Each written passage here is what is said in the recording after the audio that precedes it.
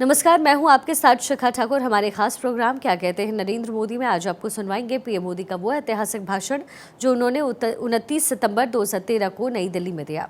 मोदी जी ने अपने भाषण में कहा कि गठबंधन की सरकार बनती है अंक गणित के हिसाब से, लेकिन चलती है केमिस्ट्री के हिसाब से, और अगर केमिस्ट्री मैच नहीं होती तो वो सरकार चल नहीं पाती। एक बात निश्चित है कि गठबंधन की सरकार बनती है अंक गणित के हिसाब से, लेकिन गठबंधन की सरकारें चलती हैं केमिस्ट्री के हिसाब से। अंक गणित सरकार बनाने के लिए काम आता है, लेकिन जब तक केमिस्ट्री मैच नहीं होती है वो सरकार चल नहीं पाती है, लोगों का भला नहीं कर पाती है, एक ऑर्गेनिक एंटिटी नहीं बनती है। वो एक असेंबल स्वार्थवश इकट्ठे हुए लोगों का जमघट हुआ करती है। भाइयों बहनों, आज जो दिल्ली में यूपीए की जो गठबंधन सरकार है, वो गठबंधन सरकार पास तो है, साथ नहीं है। अटल अडवाणी जी के नेतृत्व में एनडीए की जो गठबंधन की सरकार थी, वे साथ चलती थी, निर्धारित राह पर चलती थी और राष्ट्र के लिए मंजिलों को पार करती करती देश को आगे बढ़ाती थी। लेकिन यूपीए की सरकार,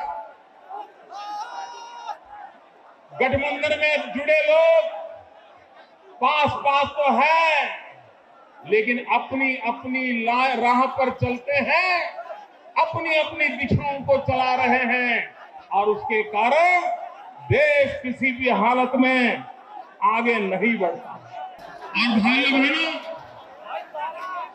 कॉमनवेल्थ गेम के घोटाले को सिर्फ रुपयों पैसों के घोटाले तक सीमित अर्थ में न देखा जाए। कॉमनवेल्थ के घोटाले ने न सिर्फ तिजोरी लूटी है, हिंदुस्तान की इज्जत को लूट लिया है।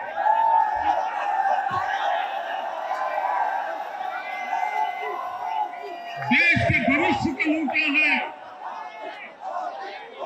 भारत के स्पोर्ट्समैन स्पिरिट को उन्होंने लूटा है। और इसलिए भाइयों बहनों, दुनिया का हर देश, अगर उस देश में कोई अंतर्राष्ट्रीय खेल का अवसर मिलता है तो वो अपने देश के ब्रांडिंग के लिए उसका भरपूर उपयोग करता है।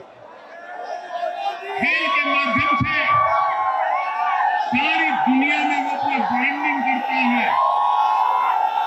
आप साउथ कोरिया की घटना देखिए। साउथ कोरिया में वे डेवलपिंग कंट्री रहा, लेकिन जब उन्हें ओलंपिक खेल करने का अवसर मिला तो सारी दुनिया में कोरिया ने अपना लोहा मनवा लिया। सारी दुनिया का ध्यान कोरिया की अंतर्भूत ताकत की तरफ गया और उस ओलंपिक गेम के कारण कोरिया की विकास यात्रा का नक्शा बदल गया, गति बदल गई, राह बदल गई। इतना ही नहीं, चाइना में ओलंपिक हुए से पहले इस खेल के माध्यम से उन्होंने चाइना का ब्रांडिंग किया, सारी दुनिया को दिखाई चाइना की ताकत। और आज दुनिया मिलिट्री पावर को, इकोनॉमिक पावर को जितना तवज्जो देती है, उससे ज्यादा सॉफ्ट पावर को भी तवज्जो देती है। खेल-कूद के माध्यम से दुनिया में देश अपने सॉफ्ट पावर की ताकत का परिचय दिलवाता है। हमें एक अच्छा अवसर मिला, वो अवसर हमने गंवा दिया और इसलिए मैं कहता हूं, ये डाका सिर्फ तिजोरी पर डाला गया इतना नहीं, ये डाका हिंदुस्तान को आने वाले 20 साल के भाग्य पर इन्होंने ताला लगाया।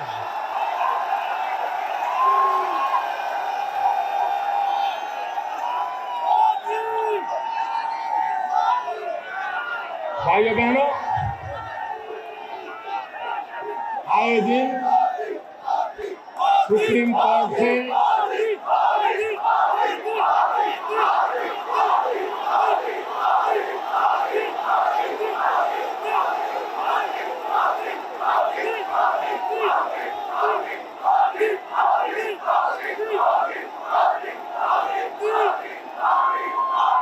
आपका पूरा हो जाए, उसके बाद में मेरा शुरू करूंगा।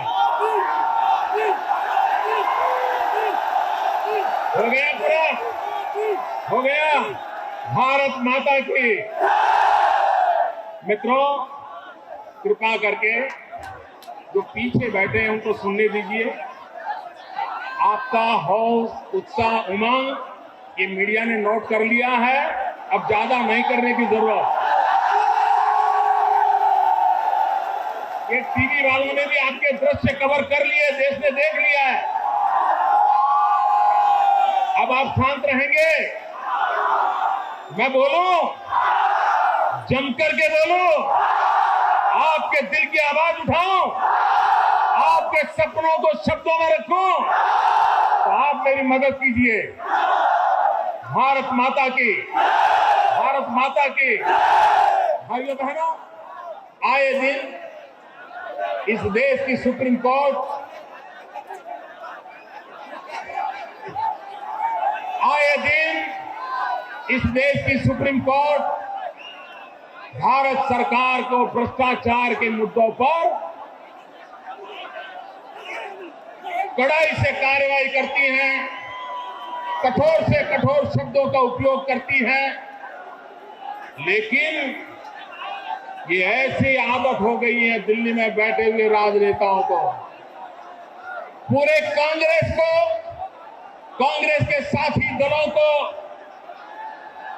भ्रष्टाचार की ऐसी आदत हो गई है कि जैसे एक शराबी को शराब पीने की लत लग जाती है, कितना ही कहो वो बंद करने को तैयार नहीं होता है। एक बार एक शराबी सुबह से ही बोतल खोल के बैठ गया, अखबार पढ़ रहा था। इत्तेफाक से उस दिन अखबार में शराब पीने से क्या क्या नुकसान होते हैं उसके लिए एक बहुत बड़ा आर्टिकल छपा था। तो उसकी बीवी ने देखा, बीवी ने कहा कि देखिए, ये पढ़िए, अब बंद कीजिए। देखिए, अखबार कहता है कि शराब पीने से नुकसान होता है, इसको बंद कीजिए। तो उस शराबी ने दूसरे दिन क्या किया? अखबार ही बंद कर दिया। बीवी ने पूछा, अखबार क्यों नहीं आया? बोले, तुमने ही तो कहा था कि बंद करो। जो अखबार कहता है शराब पीना खराब है, अखबार ही बंद कर दो। मित्रों, ये दिल्ली की सरकार ऐसी है, जब भ्रष्टाचार में फंस जाती है तो भ्रष्टाचार का उपाय खोजने के बजाय काम करना ही बंद कर देती है। पूरी तरह दिल्ली की सरकार को लकवा मार गया।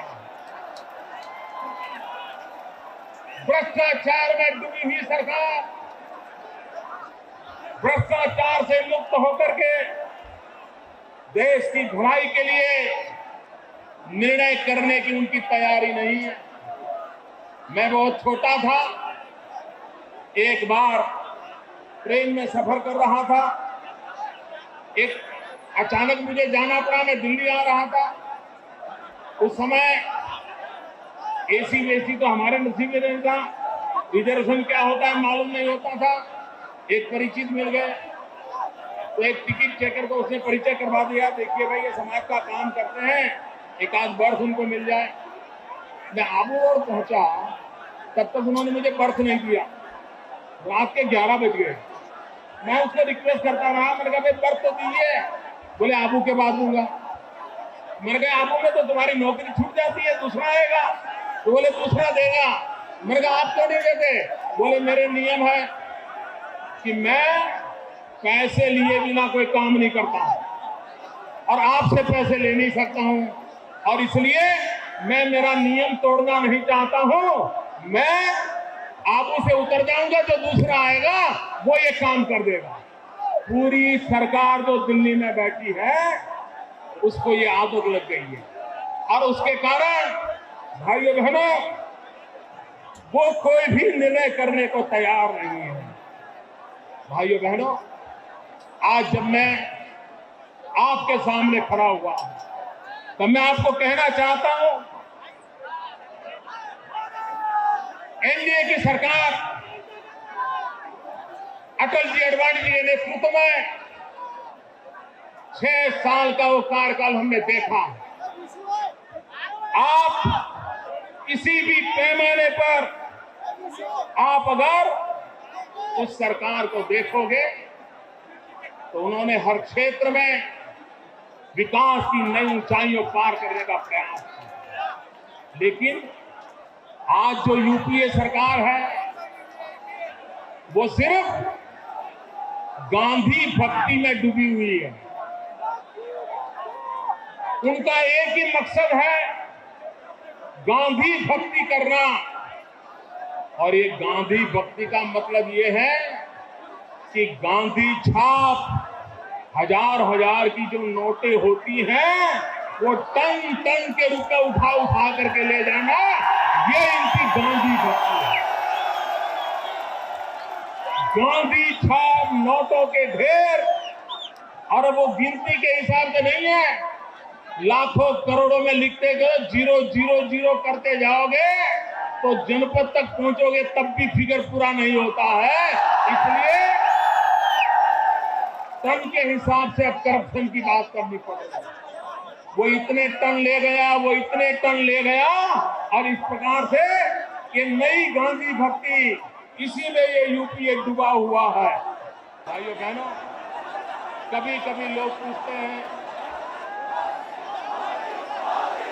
कि मोदी जी आप यूपीए की आलोचना तो करते हो, आप क्या करोगे? मैं कहना चाहता हूं भाइयों बहनों, आप जान करके हैरान हो जाओगे। आपके दिल्ली में, देश की राजनीति में, राजधानी में बिजली नहीं है। आपको अंधेरे से जूझना पड़ता है। अस्पताल में ऑपरेशन चल रहा है, बिजली गुल हो जा रही है। प्रधानमंत्री तक के घर में जनरेटर लगाने पड़ते हैं। देश के अनेक राज्य अंधेरे में डूबे हुए हैं। लेकिन भाइयों बहनों, दूसरी तस्वीर देखो, इस देश में 20,000 मेगावाट से ज्यादा बिजली के कारखाने तैयार हैं, लेकिन बिजली का उत्पादन नहीं हो रहा है। 75,000 करोड़ से भी ज्यादा रुपए लागत लग चुकी है। एक तरफ बिजली के कारखाने पड़े हैं, दूसरी तरफ अंधेरा छाया हुआ है। क्यों? क्योंकि दिल्ली की सरकार के पास न दिशा है, न दृष्टि है, और अगर पैसे नहीं तो फाइल पे साइन भी नहीं हो रही है। और उसके कारण इन बिजली के कारखानों को न कोयला मिल रहा है, न गैस मिल रहा है। बिजली के कारखाने बंद पड़े हैं। क्या भाइयों बहनों, क्या इन बिजली के कारखानों को चालू करने के लिए कोई नया विजन चाहिए?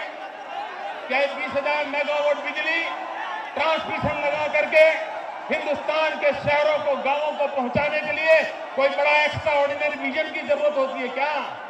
जरूरत होती इरादों की। इरादे नेक होने चाहिए, संकल्प शक्ति चाहिए। अपने आप देश और दुनिया बदली जा सकती है, ये चाहिए।